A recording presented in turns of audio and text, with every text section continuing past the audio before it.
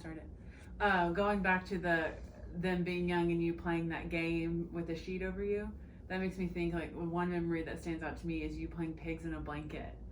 Like you played pigs in a blanket with us growing up all the time. Put a sheet over the chairs. Oh and, yeah, we tent. Yeah, we called it a tent. So yeah, that was what. That's such a great memory, and that makes me think of that. But okay, so the next one is, what are some things you're thankful for? He can't hear you, honey. Sorry, things you're thankful for. I am thankful for my family and all of my family. My wife, my children, my grandchildren, great-grandchildren, and every member of the family. Because I never had much of a family. You know, it just me. Right. I really enjoy people. Yeah, you grew into a big family. You got a lot more. He married into one. Yeah, he did. That was one of the things that was difficult for adjustment, being an only child to being a big family, and it was a little hard for him to Adjust. I don't know if he ever got used to it. Right. Because, you know, I loved my family. I mean, that's one thing I'm thankful for. Every brother, sister, niece. I pray nearly every day for my nieces and nephews. I so want them to know the Lord and to not be left behind. And I thank the Lord that my grandchildren all know the Lord.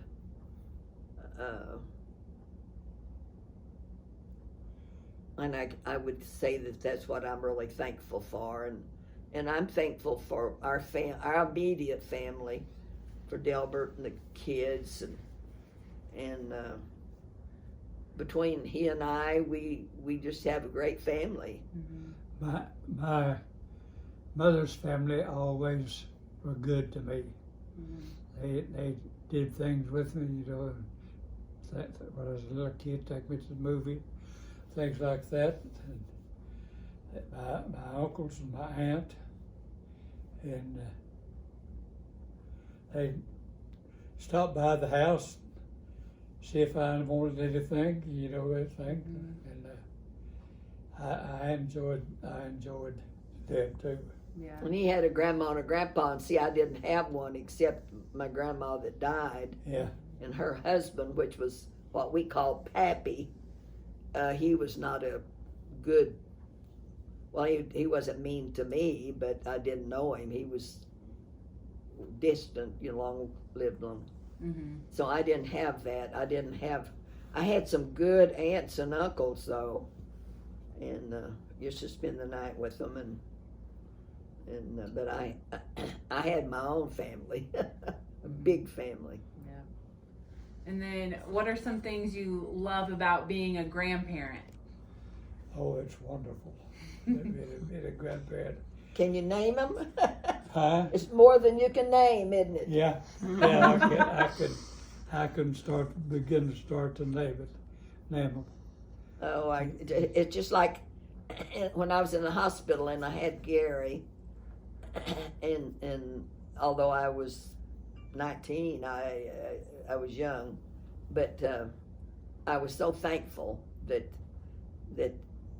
all of his hands and fingers and toes, and I just dedicated him to the Lord right there at the hospital.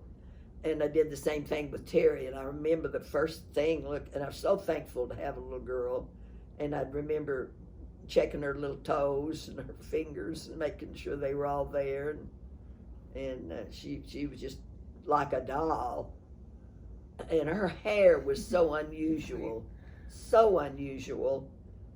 It's hard to describe it. Right around here, like this, was like cotton, just like cotton.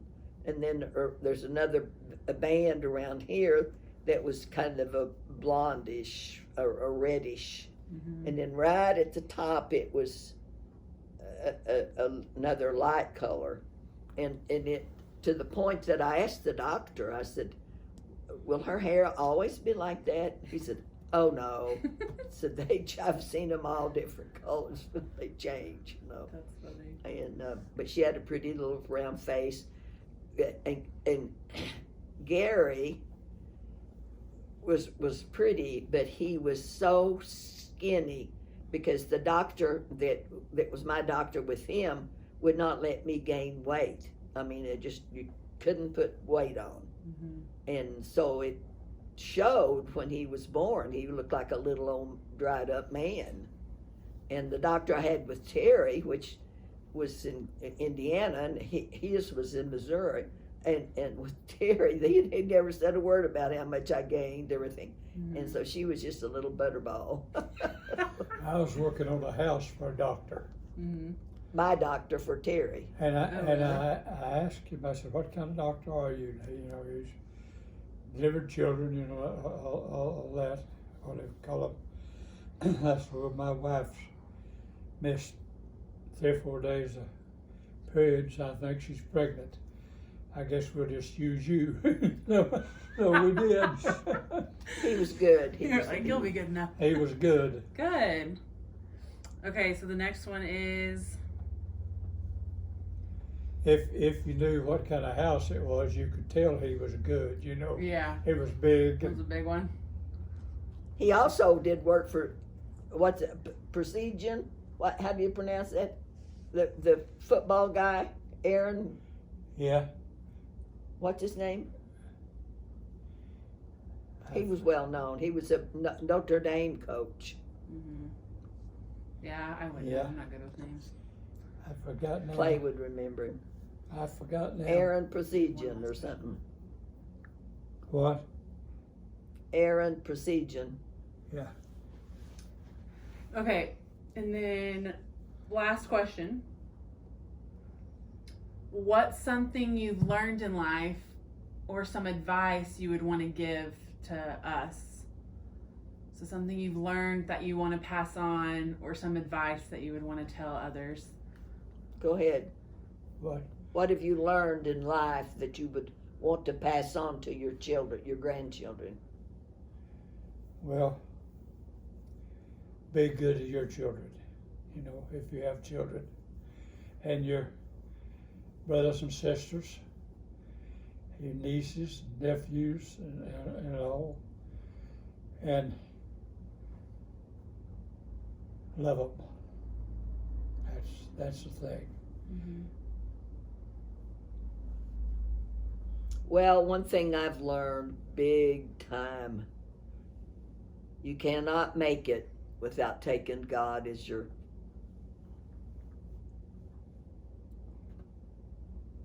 Savior. Take it to Him in the Lord in prayer. You just cannot get through life without that. Even with your work relationships, your friendship, your spouse, your children, your grandchildren, nieces, nephews. I can't tell you how good God has been to me. I would have been able to do nothing, absolutely nothing. But whatever job I had, kept, or whatever. Well, he's been good to both of us.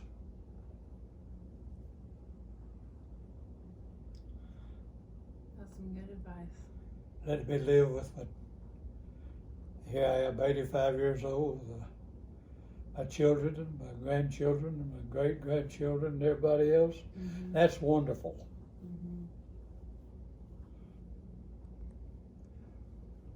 We're blessed to have you guys.